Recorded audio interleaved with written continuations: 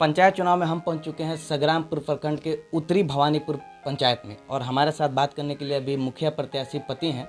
ये पहले भी मुखिया यहाँ इस पंचायत से रह चुके हैं और फिर चुनाव मैदान में हैं। इस बार का प्लानिंग है रोड, शिक्षा, बिजली, नल जल का जो गलत काम लोग जो किया है उस पर सुधार करना, इस पर मतलब विशेष ध्यान देना है हमको। पहले भी आप मुखिया रह चुके हैं यहाँ के, उस समय क्या ऐसा कार्य था जो अधूरा रह गया, जो बाद के प्रत्याशियों ने नहीं किया, वो अब आप करना चाहेंगे? हमारे समय जो काम हुआ, जितना साफ सुथरा काम हुआ, जैसे रोड फंड कम ही था लेकिन उसी के हिसाब से रोड जो था वो अच्छा ढंग से बना। इसके अलावा शिक्षक जो बहाली किए हम बहुत पारदर्शिता के साथ किए, उसमें कोई शिकवा शिकायत कहीं से नहीं मिला।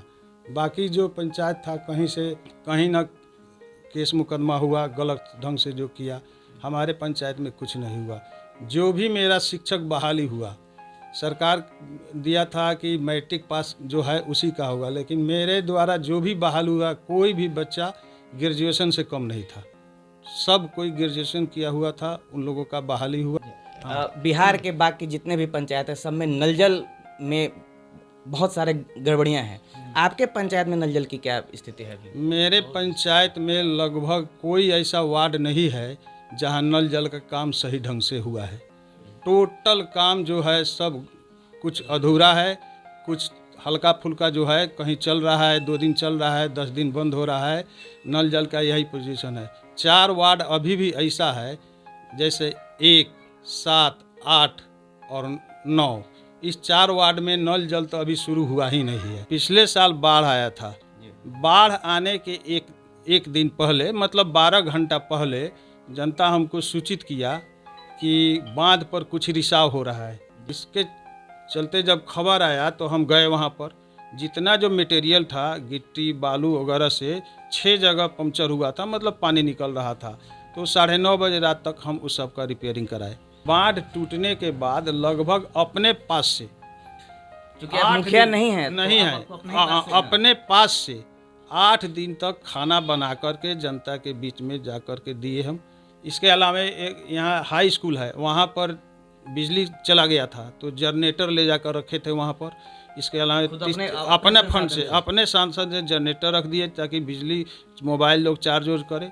इसके अलावा खाना पीना का सामान रख करके, मिस्त्री रख करके, यहाँ 3-4 वार्ड है तो वहाँ ज़्यादा आदमी नहीं था, 40-50 आदमी ही था, तो उन लोगों का खाना बनवा के लिए। कोरोना जब आया तो दिल्ली में बहुत लोग फंसा हुआ था, पैसा नहीं था, लेकिन लोकल संसाधन से करके सबके खाता में पैसा भेजे, क्योंकि सरकार बता दिया था कि भाई बस से जो जाना चाहे सबके खाता में पैसा भेजकर सबको मंगवाए वहाँ से।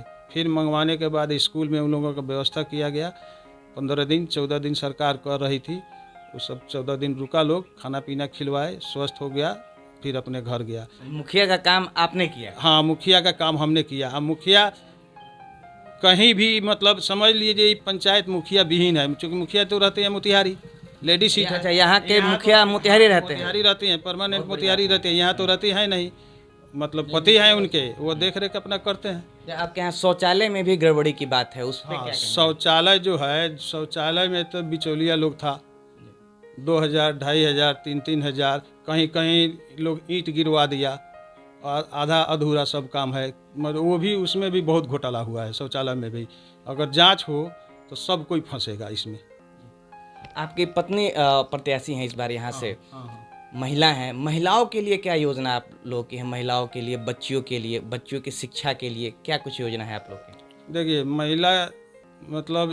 महिला के ऊपर तो कहना है हमको कि सबसे पहले शिक्षा, बच्ची सबको सही शिक्षा मिलेगा तो वो अपने आप वो सब मतलब संभल करके अपना रहेगी, सब कुछ सख्त होगी। इस बार पंचायत चुनाव में जो सबसे बड़ा मुद्दा है वो है भ्रष्टाचार का, चाहे वो नल जल हो, इंदिरा आवास हो, शौचालय हो, किसी भी तरीके का योजना में भ्रष्टाचार व्याप्त है। आप अगर जीतते हैं तो आप इन भ्रष्टाचार को कैसे रोकेंगे और क्या करेंगे? सबसे पहले तो हम आम सभा के जरिए ही कोई काम निर्णय लेंगे। इंदिरा आवास हुआ, मैंने अभी जो मुखिया थे उस समय आपको बता दें कि 30,000 से लेकर 45,000 रुपये तक गरीबों का ले लिया गया है। इंदिरा आवास फर्स्ट किस्त मिलता था 40,000 का, तब 20,000 पहले, फिर 40,000 मिला तो 10,000, फिर ये बांधा हुआ है। हाँ एकदम सिस्टम ही लोग बना लिया है, समझे कि नहीं। हम जीतेंगे, अब मतलब पत्नी चुनाव लड़ रही है, जीतेगी तो आम सभा के द्वारा ही सबों का पैसा दिया जाएगा। एकदम स्पष्ट निर्देश दिया जाएगा कि भाई इसमें कोई दलाली फलाली जो है किसी का नहीं चलेगा, आप स्वयं मालिक हैं, आप अपना पैसा लीजिए, अपना जाकर घर बनाइए। आम सभा के ही आम सभा के इसके पहले जब हम मुखिया थे तो टोटल निर्णय आम सभा के जरिए करते थे। टोटल आम सभा में बैठ करके जो भी कोई भी काम हो, छोटा हो बड़ा हो, सब आम सभा। अभी जो मुखिया है, एक दिन भी आम सभा नहीं हुआ है, समझे कि नहीं। वो 26 जनवरी को रजिस्टर घुमा देता है लोग कि झंडा फहराना है, झंडा फहराना है, उसी पर दस्तखत हो गया 150 आदमी का, अपना जो काम करना है लिख पढ़ लिया, हो गया। हमारे साथ ऐसा नहीं होगा, बिल्कुल नहीं। शौचालय का हो काम, कोई भी काम, शौचालय हो, शिक्षा हो, इंदिरा आवास हो, चाहे रोड वगैरह हो, रोड 8 इंच 9 इंच 6 इंच ढालने के लिए एस्टिमेट बनता है। कहीं देखिएगा आप तो 3 इंच है, 4 इंच है, कहीं कहीं 2.5 इंच ही है, जो सब टूट गया है। आपको चुनाव चिन्ह मिला हुआ है, आप हमारे दर्शकों से, अपने जनता, इस क्षेत्र के जनता से क्या अपील करेंगे?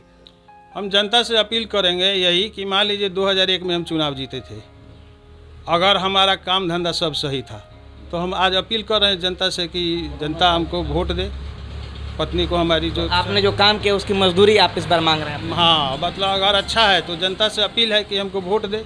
पिछले बार भी दिया था, जनता वोट दिया था, 2 नंबर पर आए थे, 10 साल आरक्षण था, लेकिन कुछ दिग्भ्रमित हो गया लोग, मतलब इसके चक्कर में। ना तो चुनाव तो हम ही जीते, थोड़ा बहुत से चुनाव हारे थे, लेकिन इस बार जनता का अपार मतलब प्रेम मिल रहा है। लगता है चुनाव हम 3,000 से 4,000 वोट से जीतेंगे। 3 से 4,000 वोट से जीतेंगे। आप अपना और अपने पत्नी का और अपने चुनाव चिन्ह का परिचय जरा सर। मेरी पत्नी का नाम रेणु देवी है, उन जो उत्तरी भवानी पंचायत से हैं, उनका चुनाव चिन्ह है टेम्पू छाप। हम अपील करेंगे जनता से कि टेम्पू छाप और वोट दे करके चुनाव जितावें उनको। बहुत बहुत धन्यवाद, आपको बहुत बहुत शुभकामनाएं।